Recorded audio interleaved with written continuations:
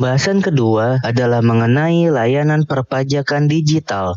Pajak adalah hal yang tak bisa dilepaskan dalam kehidupan bernegara. Seluruh warga negara atau siapapun yang memperoleh penghasilan di Indonesia wajib membayar pajak. Oleh karena itu, orang akan sering sekali berurusan dengan pajak.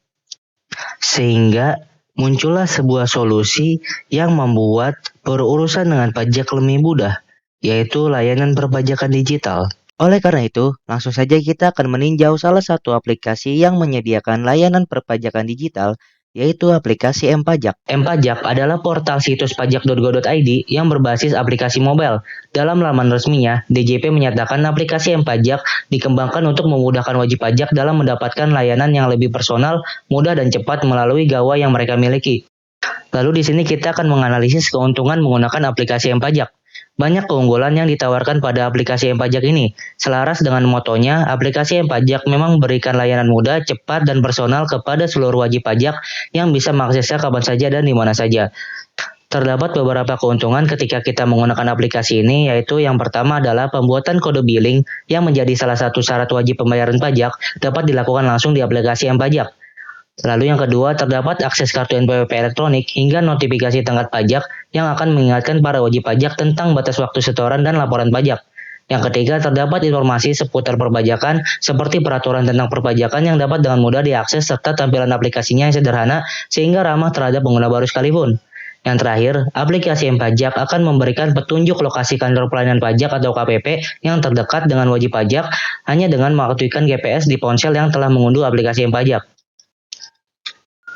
Selanjutnya, kita akan membahas mengenai fitur-fitur pada aplikasi M-Pajak. Aplikasi M-Pajak memiliki beberapa fitur unggulan yang tentunya dibuat untuk menjawab kebutuhan para wajib pajak. Fitur-fitur unggulan tersebut adalah yang pertama Lufa EVIN. Electronic Filing Identification Number atau sering disingkat EVIN pajak adalah nomor unik yang dikeluarkan untuk wajib pajak di Indonesia oleh DJP. Nomor ini diperlukan untuk mengisi formulir pajak, pembayaran, dan transaksi lain yang terkait dengan perpajakan. EVIN terdiri dari 12 digit numerik yang wajib untuk laporan pajak online dan digunakan untuk mengidentifikasi wajib pajak dan informasinya. Dapat dilihat dari definisinya bahwa EVIN adalah hal yang penting, tetapi karena EVIN terdiri dari 12 digit, tidaklah mungkin wajib pajak akan selalu mengingatnya. Meskipun EVIN ini akan disimpan datanya di tempat lain, ada kemungkinan bahwa para wajib pajak lupa, sehingga sangatlah normal apabila para wajib pajak mencari tahu EVIN mereka dengan mengunjungi kantor pelayanan pajak. Namun tentunya hal tersebut sangatlah tidak efisien. Melihat permasalahan tersebut, aplikasi M-Pajak menyediakan cara baru yang dimana akan memudahkan para wajib pajak, yaitu dengan menyediakan fitur Lufa EVIN yang dapat berguna untuk mengetahui EVIN wajib pajak secara online tanpa perlu mengunjungi kantor pelayanan pajak. Selanjutnya yang kedua adalah informasi konfirmasi status wajib pajak atau sering disingkat KSWP. KSWP atau konfirmasi status wajib pajak merupakan kegiatan yang dilakukan oleh pemerintah sebelum memberikan layanan publik tertentu guna mendapatkan keterangan status wajib pajaknya. Biasanya, instansi pemerintah yang melakukan KSWP adalah kementerian, lembaga pemerintah non-kementerian, pemerintah provinsi, pemerintah kabupaten atau kota, badan hukum milik negara atau badan usaha milik negara, dan instansi lainnya yang memang memberikan pelayanan publik tertentu. Melalui KSWP ini sendiri diharapkan akan meningkatkan angka terhadap kepatuhan wajib pajak. Lalu yang ketiga adalah pembuatan surat keterangan fiskal. Surat keterangan fiskal atau sering disingkat SKF adalah surat yang diterbitkan oleh Direktorat Jenderal Pajak yang berisikan data pemenuhan kewajiban perpajakan wajib pajak untuk masa dan tahun pajak tertentu. Permohonan SKF dapat diajukan secara daring maupun luring. Namun, untuk memperoleh SKF terdapat beberapa persyaratan yang harus dipenuhi. Persyaratan tersebut pada hakikatnya menerangkan wajib pajak tersebut tidak memiliki masalah perpajakan atau patuh. Dengan adanya fitur ini, pembuatan surat keterangan fiskal lebih mudah karena dapat dilakukan secara online tanpa mengunjungi langsung kantor pelayanan pajak. Yang keempat adalah daftar unduhan. Saat wajib pajak berurusan dengan perpajakan, tentunya akan cukup banyak dokumen-dokumen yang dibutuhkan, entah itu digunakan untuk membuat permohonan sesuatu atau sebagai laporan. Terkadang cukup sulit untuk memanajemen secara manual dokumen-dokumen penting tersebut. Aplikasi M-Pajak menyediakan fitur daftar unduhan agar dokumen-dokumen yang telah diunduh dapat terorganisir dengan baik. Yang terakhir, terdapat pembuatan kode billing. Membuat ID billing atau e-billing adalah aktivitas perpajakan yang akan dilakukan oleh wajib pajak untuk memenuhi kewajiban perpajakannya. Setiap wajib pajak dari badan maupun pribadi yang melakukan berbagai jenis usaha memiliki kewajiban perpajakan dan harus dipenuhinya melalui aktivitas pembayaran pajak sesuai dengan billing pajak yang tertera dalam e-billing pajaknya. E-billing adalah sistem pembayaran pajak secara elektronik dengan membuat nomor kode billing pajak pada aplikasi e-billing pajak. Setelah kode billing dibuat, wajib pajak akan membayar sejumlah kewajiban pajaknya yang tertera pada billing pajak atau SSP tersebut. Pembayaran billing pajak dilakukan melalui pos atau bank atau lembaga lain yang ditunjuk DJP sebagai persepsi atau dapat juga melalui aplikasi yang pajak secara online.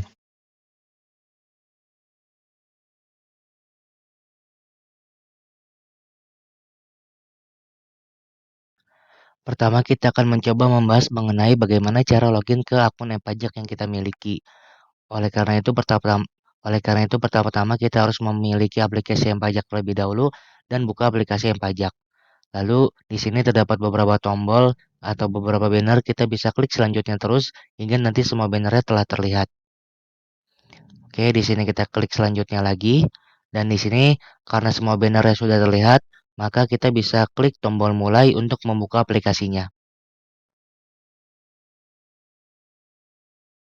Dan di sini pajak ingin mengakses beberapa izin ya, yaitu lokasi, maka kita izinkan saja.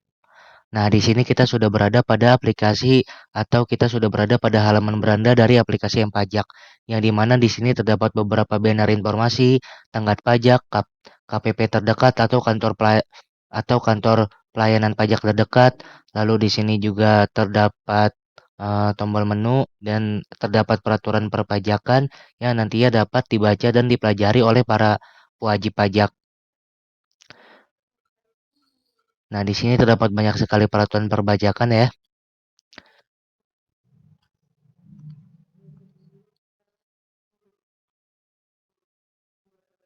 Oke, kembali lagi karena kita ingin login, kita bisa klik saja pada tombol menu di atas.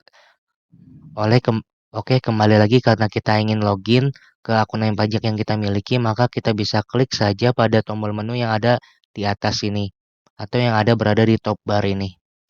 Dan di sini kita klik saja tombol menu, lalu kita bisa klik masuk.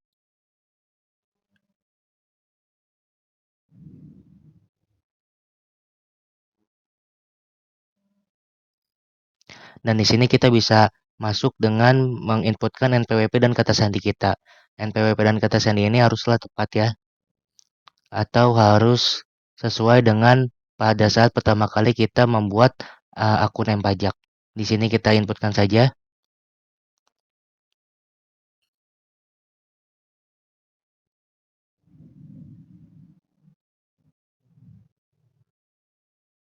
Dan di sini apabila inputan sudah selesai, kita bisa klik masuk untuk login ke akun pajak.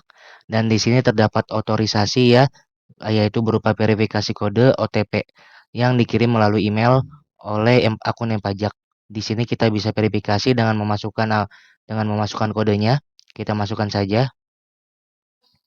Jika kode verifikasi sudah benar, kita bisa klik verifikasi dan aplikasi pajak akan memvalidasinya. Jika OTP benar, maka kita berhasil login. Dan di sini adalah halaman utama dari aplikasi pajak jika kita telah login. Untuk pembuatan e-billing, pertama-tama tentunya kita buka aplikasi pajak terlebih dahulu dan login dengan akun pajak yang sebelumnya telah dibuat. Lalu di sini terdapat tombol e-billing dan kita bisa klik tombol e-billing tersebut.